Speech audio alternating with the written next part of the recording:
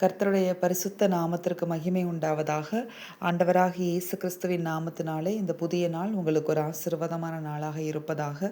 இந்த நாளுக்கான கர்த்தருடைய வார்த்தை லூக்கா 15ஆம் அதிகாரம் 20வது வசனம்.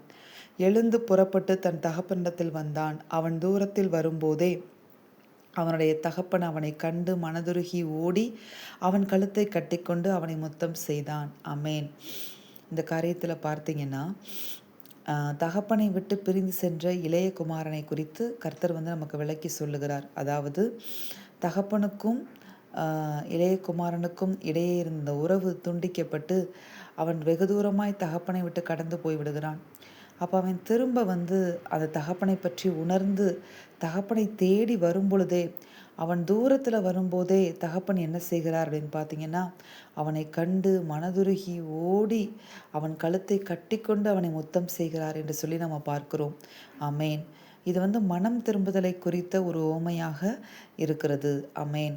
நம்ம கூட ஆண்டவருக்கு விரோதமாய் செய்கிற சில காரியங்கள், பாவங்கள், தவறுகள், பிழைகள், இப்படிப்பட்ட நம்முடைய பிழைகளையும் தவறுகளையும் பாவங்களையும் நாம் உணர உணர ஆண்டவரிடத்தில் போய் நாம் இடத்துல மன்னிப்பு கேட்க போகும் பொழுது கர்த்தருடைய இருதயம் நம்மை குறித்தும் இப்படியாய் மகிழும் என்று ஆண்டவர் சொல்லுகிறார்.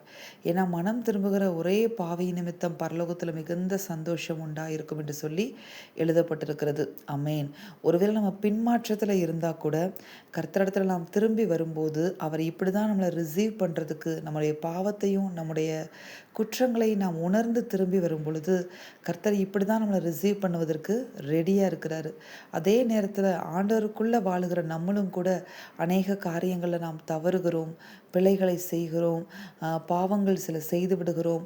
அப்படிப்பட்ட காரியங்களெல்லாம் நாம் செய்யும் பொழுது ஆண்டவர் நம்மிடத்தில் எதிர்பார்க்கிற காரியம் என்ன அப்படின்னு பார்த்தீங்கன்னா, அந்த பாவங்களை இந்த இளைய குமாரனை போல தகப்பனை தேடி வந்து அந்த பாவங்களை இளைய குமாரனை போல அறிக்கை செய்து அதை நாம் விட்டு விடும்போது கர்த்தருக்கு ரொம்ப சந்தோஷத்தை உண்டாக்குகிற ஒரு காரியம் அந்த காரியம்தான்.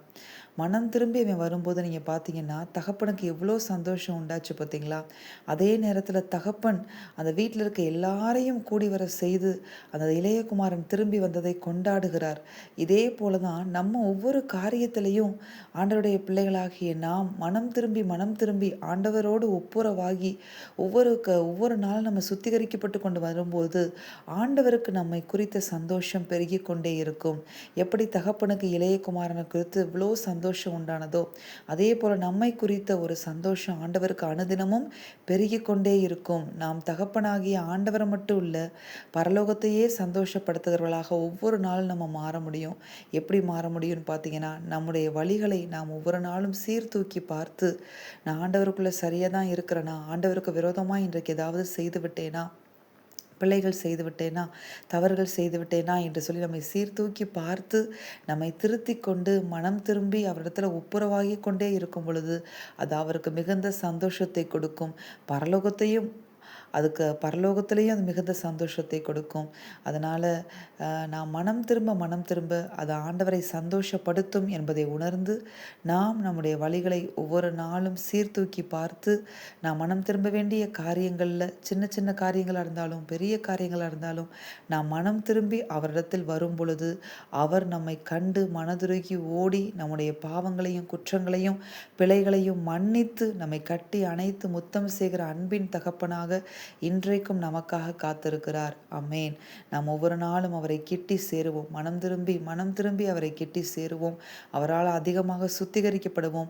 பரிசுத்தமாக இருக்கிற நாம் இன்னும் பரிசுத்தமாக்கப்படுவோம். தேவனுக்கு பிரியமான ஒரு வாழ்க்கை இந்த பூமியில் வாழ்ந்து ஜெயமாய் ஓட்டத்தை முடிப்போம். நாம் ஜெபிப்போமா?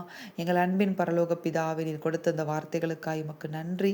இந்த வார்த்தையின்படி ஆண்டவரே ஒவ்வொரு நாளும் எங்களுடைய நடைகளை நாங்கள் சீர்தூக்கி பார்த்து நாங்கள் உம்மிடத்தில் மனம் திரும்பி ஓடி வந்து உம்முடைய அன்பை பெற்றுக்கொள்ள, உம்முடைய மன்னிப்பை பெற்றுக்கொள்ள, தொடர்ந்து அது அப்படிப்பட்ட தவறுகளை திரும்ப செய்யாமல் உம்மை பிரியப்படுத்தி ஒரு வாழ்க்கை இந்த பூமியில் நாங்கள் வாழ எங்களுக்கு கிருபை தருவீராக. உம்மை சந்தோஷப்படுத்தி வாழ கிருபை தருவீராக. இயேசுவின் நாமத்தில் ஜெபிக்கிறோம் பிதாவே. அமேன். இந்த வார்த்தையின்படி இந்த நாளில் தேவன் உங்களை ஆசிர்வதிப்பாராக. அமேன்.